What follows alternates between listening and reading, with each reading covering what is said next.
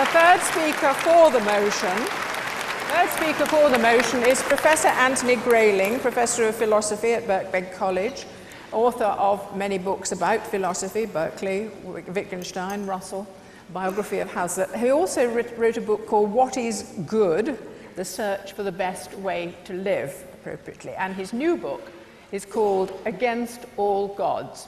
Professor Grayling.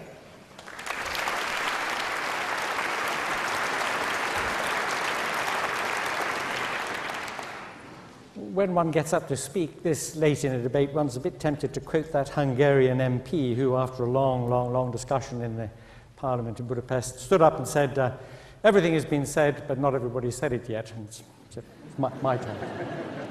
Some of you might have noticed the news item today about the Pope Benedict XVI, giving a sermon last weekend in Rome and telling the congregation, reminding them perhaps, that hell is a real place. It's a palpable, tangible place, and the eternal fires of hell really exist, and those who don't accept Jesus, he said, I'm paraphrasing here, will roast eternally because of their failure to do so.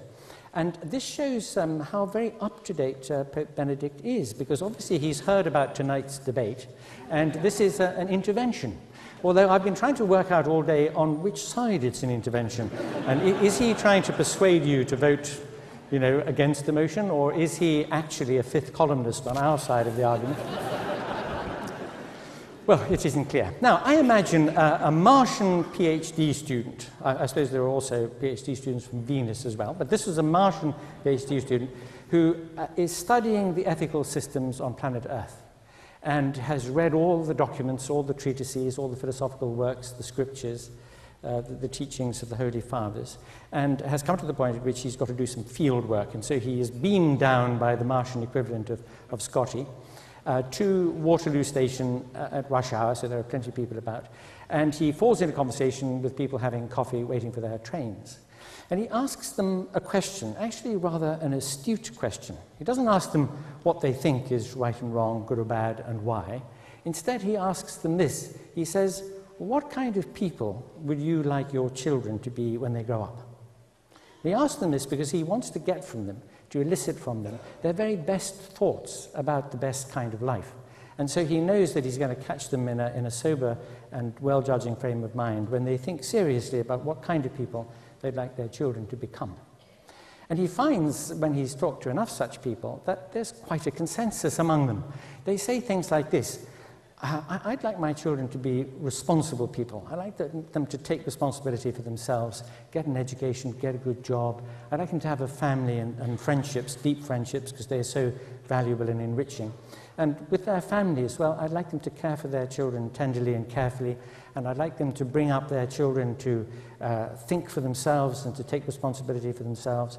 I wouldn't want my children to be just always submitting to the authority of, I don't know, a politician or a teacher. Or, I'd like them to be inquisitive and to inquire and to think for themselves. And then the Martian PhD student says to them, it's absolutely extraordinary that all you people say these things about what you want for your children, because this is nominally a Christian country, isn't it? I mean, and isn't it the case that even if you no longer actually believe the tenets of the Christian faith, you are sort of in the position of the young man from Moldavia? You remember that little poem? There was a young man from Moldavia, couldn't believe in the Saviour, so he erected instead, with himself as the head, the religion of decorous behaviour. And this was meant to be, deduced or inferred, at any rate, from the basis of Christian morality. But this nominally Christian country, says our Martian, how can it be that you've said what you said? It's astonishing. Because in the New Testament, you are taught to take no thought for the morrow. Consider the lilies of the field. Don't have a pension. Don't put money aside. Don't educate your children and help them to prepare for a future. Take no thought for the morrow. The lilies of the field don't, and yet you are not arrayed as these. Also, give away all your money, give it away to the poor, and follow me. Then if you have possessions, it's going to be very, very difficult for you to get into heaven. The eye of the needle, well, we know how that's been glossed in the centuries since, but it just says It's more difficult for a rich person, a comfortably off person, to get into heaven and to pass through the eye than for a camel to pass through the eye of a needle. In other words, the teaching of the New Testament ethics, which I would submit to you is not bad as teachings of ethics go. It doesn't really compare to the great systems of Aristotle, let us say, or the Stoics, or of Buddhism. Theravada Buddhism is not a religion. It doesn't have any supernatural beings in it. It's a philosophy. Or of the moral outlook of the Enlightenment, or of some of the thinking about the good life, the well-lived, decent and responsible life today, none of which appeal to the existence of supernatural agencies as the source of a divine command. All right, it's not, the Christian ethical outlook is one of the better of those. And yet when you look at it and you see what it demands of you, it is very contrary to the way we think of a decent life now. And moreover, it says, I mean, I can imagine the Martian PhD hearing from his interlocutors on Waterloo Station that they want their children to be happy. Happy, says the Martian PhD student. I mean, it says, blessed are they who weep and mourn. I mean, don't you want them to be miserable so they can get into the afterlife? I mean, it looks as though there's such a radical inconsistency between one of the better religious ethical outlooks and what it is you want from your children, that it's very hard to know what to think about it. Because, after all, says the Martian, I've been reading all the documents. And as a result of reading them, I said to Scotty, the chap who beamed me down from Mars, I said, look, be very careful, won't you, about where I end up, both time and place. So I don't want to end up in Israel at the time of Moses, just in case they mistake me for a Midianite or an Amalekite or any of the others who were massacred. Please don't, make sure I don't end up in Spain in the late 15th century with Torquemada, or in Calvin's Geneva at the time he was burning Michael Servetus, or in Zwingli's Zurich when he was drowning the Anabaptists, or please not in today's Baghdad, Bombay, Beirut, even Belfast for that matter. Make sure you get me to Waterloo Station in 2007.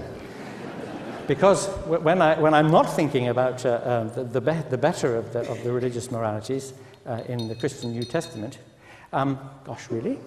I think about all these other teachings, I find that it is not simply a question of the teachings being very questionable, or not just a question of the practice allegedly based on those teachings, which is very questionable, but the entire assumption, the entire outlook about what it is to be a good person and to live a good and decent life, which is so at odds with the way we in our secularized modern Western liberal democracies have come to see as life of achieving and flourishing and doing well for others.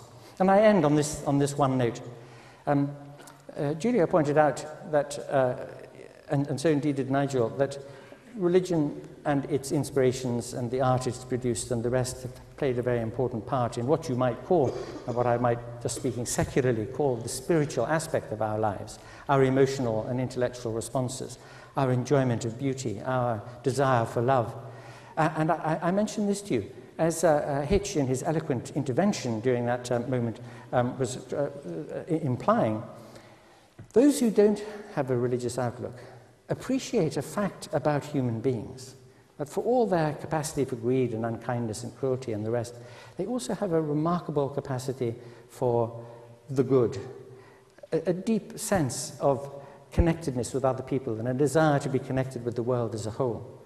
You look at people in their gardens, or going for a walk in the country, or at a concert, or looking at pictures in an art gallery, and you see that you don't need supernatural agencies or religions or ancient scriptures to explain the fact that human beings are capable of good, and that most of the good that there is in the world has come from that source and not from some alleged supernatural source.